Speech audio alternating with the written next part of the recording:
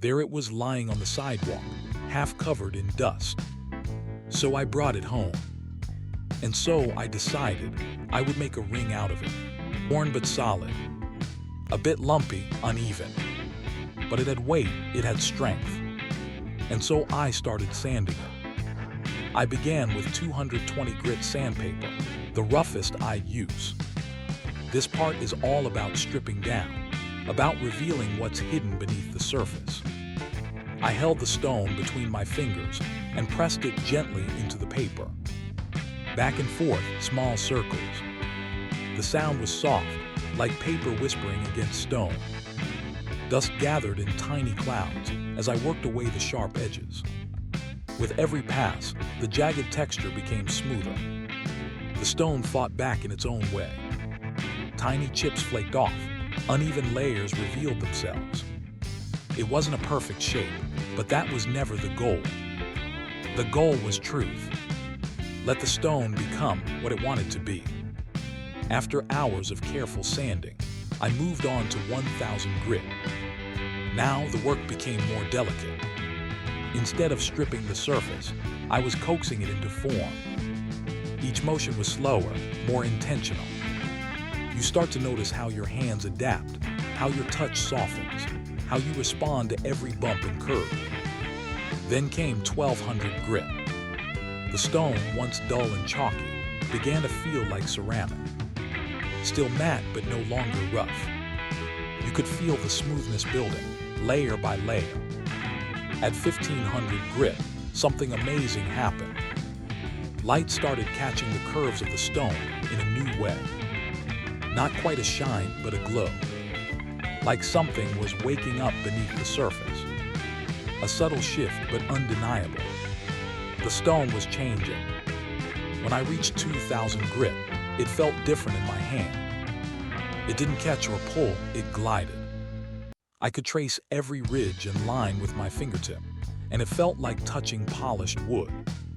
The rough little pebble I'd found had become something with form, and maybe even beauty. Then finally, I used 3500 grit. This is where you stop sanding and start sculpting light. It's not about reshaping anymore, it's about enhancing. You begin to see how the stone responds to light, how it bends it, how it holds it. By now, the transformation was visible. The stone had become smooth, elegant. A tiny river of shine flowed across its surface with every movement. But sanding was only the beginning. Now came the polish. I loaded up my polishing disc and pressed the stone gently against it. It's a quiet process, almost meditative. The gentle hum of the motor, the warmth of the friction, the polishing compound slowly melting into the surface. At first, it looks like nothing is changing. But then, under the right light, you begin to see it. That glossy, wet shine, that deep glass-like reflection. It doesn't scream for attention.